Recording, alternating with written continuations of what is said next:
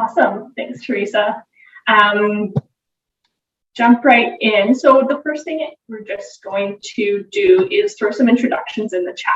So if you can please throw in the chat your name, the organization or business that you're joining from, where you are, and then a title of one job that you're looking to hire for. So if you can just throw that in the chat, that would be awesome.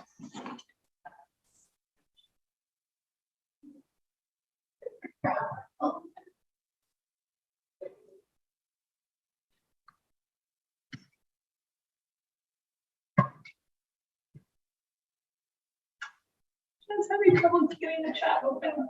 Teresa, do you want to read out some of what's going into the chat for me? Yeah. So we have Pete, we might be hiring in the coming months.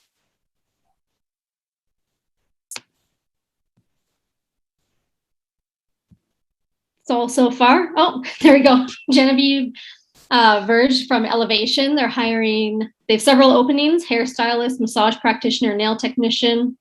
Ed Jones with DevTel. They're in the process of hiring an installer, a client care rep. Aaron Gregory is economic development coordinator with Factor 5 Group down in Creston, looking at expanding the team in the next year. Awesome. Perfect. Chris is with Copper Point Resort and Invermere Inn, correct? So I think they'll be hiring a whole slew of people coming up. Absolutely. Oh, and they're hiring, oh, those are big ones. Oh, you are the operations manager, hiring front desk, housekeeping, food and beverage. Okay, awesome. Good range of different hires then, perfect. So a quick introduction on myself. So I have a degree in human resources management and my registered professional recruiter designation. I've been doing recruitment for over 10 years, hiring for over 150 positions from recruitment agency, in-house recruitment, and as a consultant. Ranging everything from customer service and administration to C-suite executive. Currently, my work is with Aspire Professional Corp, where I lead the management consulting division, and we provide all the functions of an internal HR department, including recruitment. So to get started, I just want to talk a little bit about fit-based hiring. And this is kind of the foundation of what the job postings that we're gearing up to talk about. So got a quick video for you here. It's just a couple minutes. I've worked with the Navy SEALs, and I asked them, how do you pick like the guys that go on SEAL Team 6? Because they're the best, the best, the best, the best. They drew a graph for me. And on one side, they wrote the word performance, and on the other side, they wrote the word trust. The way they put it is, I may trust you with my life, but do I trust you with my money and my wife? They're SEALs. This is what they told me. Nobody wants this person, the low performer of low trust, of course. Of course, everybody wants this person, the high performer of high trust. What they learned is that this person, the high performer of low trust, is a toxic leader and a toxic team member. And they would rather have a medium performer of high trust, sometimes even a low performer of high trust, it's a relative scale, over this person. This is the highest performing organization on the planet, and this person is more important than this person. And the problem in business, we have 1,000,001 metrics to measure someone's performance and negligible to no metrics to measure someone's trustworthiness, which is bad for the long game because it eventually destroys the whole organization. So that's Simon Sinek discussing trust-based hiring or trust-based teams. The foundation of a good team comes from Patrick Lencioni's work is trust. And so when you're hiring a team, when you're putting together a team, foundationally, that trust is really important. So what this comes down to when we're hiring is looking for people that fit based on personality and prioritizing the personality, the things that you can't change, rather than the experience and the skill set, which is trainable. I've worked with the Navy SEALs, and I asked them. So some of the things that a better high-performing team leads to, there's this statistic from the Women's Enterprise Center that says that high-performing teams are 5 times more productive and lead to a probability of 1.9 times higher financial outcomes. So this is why this trust-based hiring and developing a strong team is really important. It's a better customer experience. It's more efficient. You have more engaged employees, lower turnover, lower staffing costs. So you need to hire people that you and your team can trust. So how we get into that is that you can't train skills. You can train skills, you can't train personality.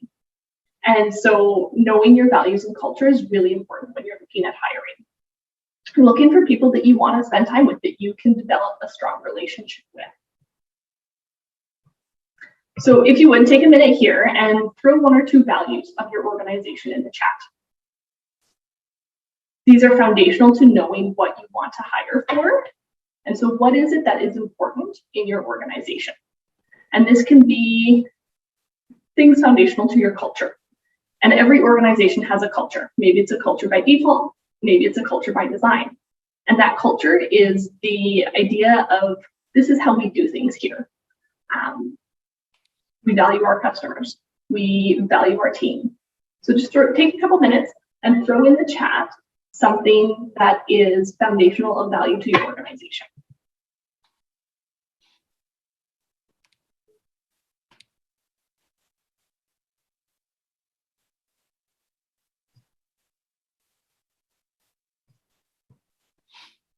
Can you see them, Caitlin, or no?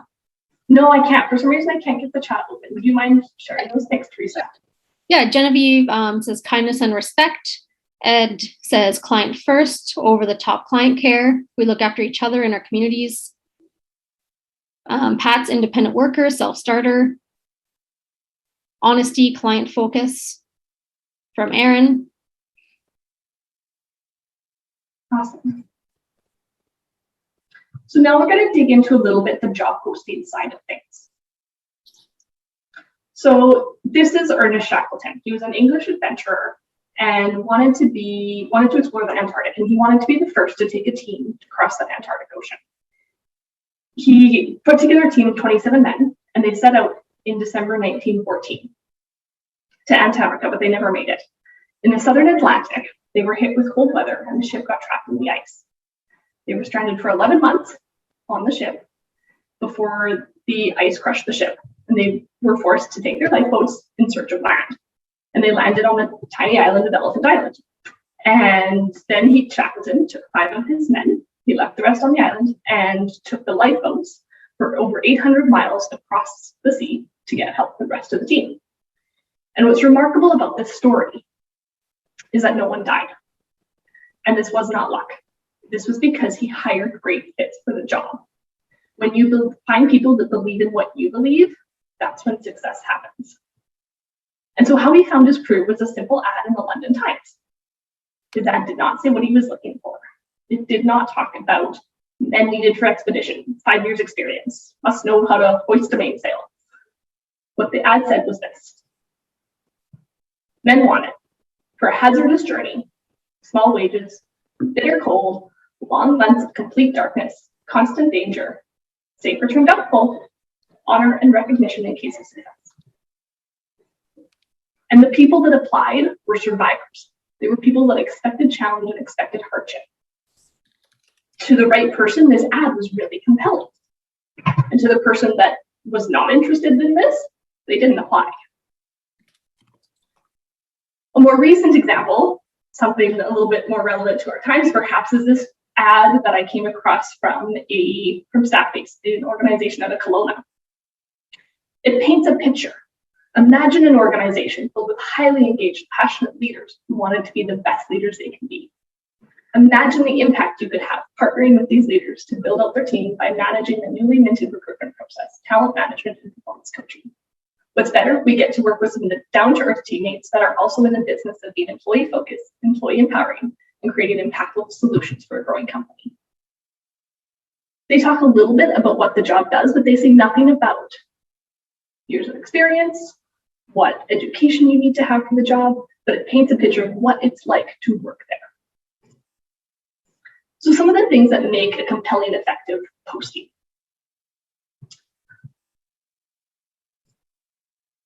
It describes the culture. It tells you what it's like to work here. The good, the bad, and the ugly. It's honest, you know. With Shackleton, yeah, you're not likely to return. It's values and purpose driven. It is rooted in what makes the organization, why the organization exists, and what it is trying to accomplish. It provides a sense of belonging that you're going to be a part of something. And to the right candidate, it's relatable. Not to everyone, but it doesn't need to be. It only needs to relate to the person that you want to hire. Like I mentioned, it's transparent. It tells you the good and the bad. And typically it has a tone that is reflective of your organization. Are you more formal? Then I would expect your job posting to be more formal. Are you more relaxed, fun environment? Let that come through in the tone of your posting. There are also some of the typical must-haves for a job posting. So typically that would include your job title. And the titles that clearly reflect the job posting are going to be more effective.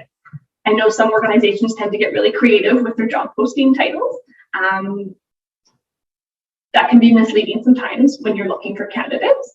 And if you are posting on typical employment websites like Indeed, that type of thing, the standardized job titles will tend to perform better and give you more hits on your posting than something that's creative.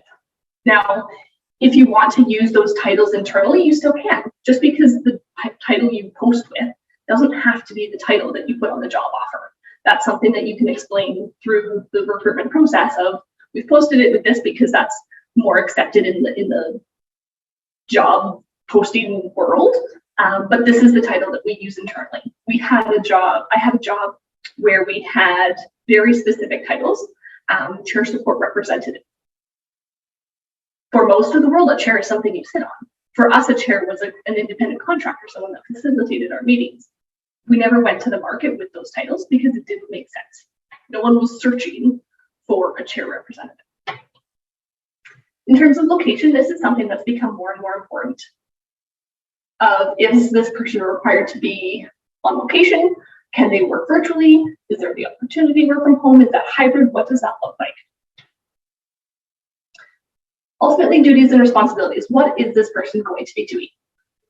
You want to be descriptive in terms of what is the expectations for this person. This is going to be the first thing that they expect, to give them an understanding of what the job looks like.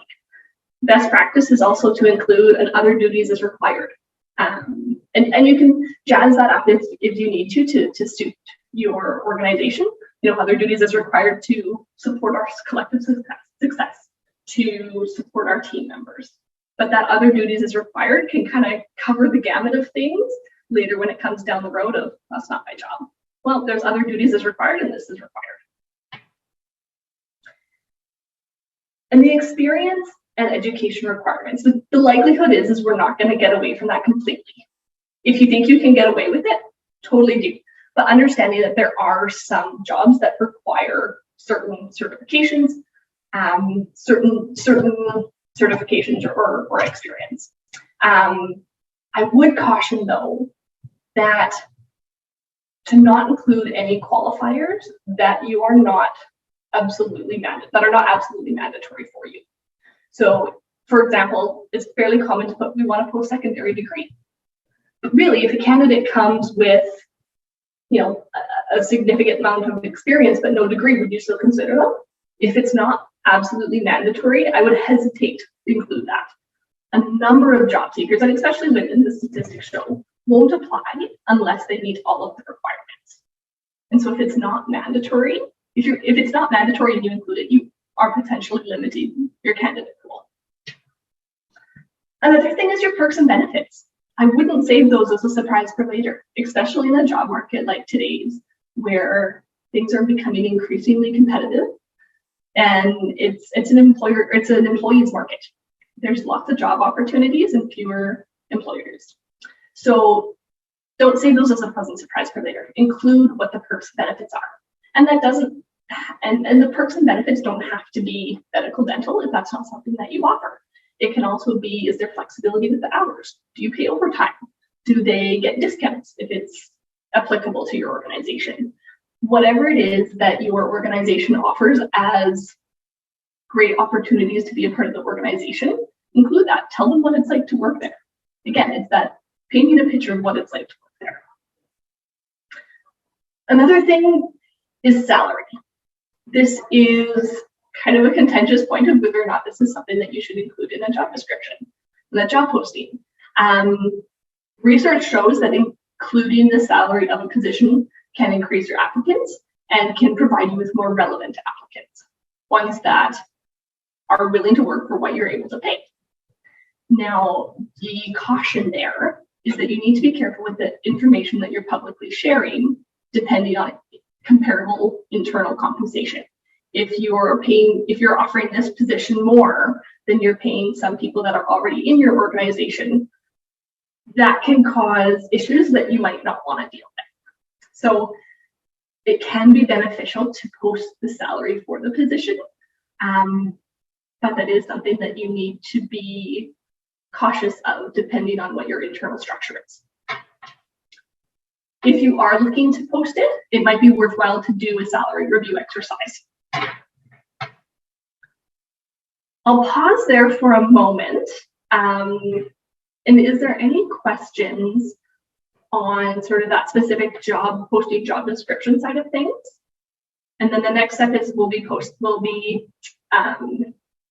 transitioning this to Andrea for the next section. But I think I'll just pause there for a second. Okay, and I'm going to stop my screen share. We will have some more time for Q&A at the end. And I will pass it over to Andrea.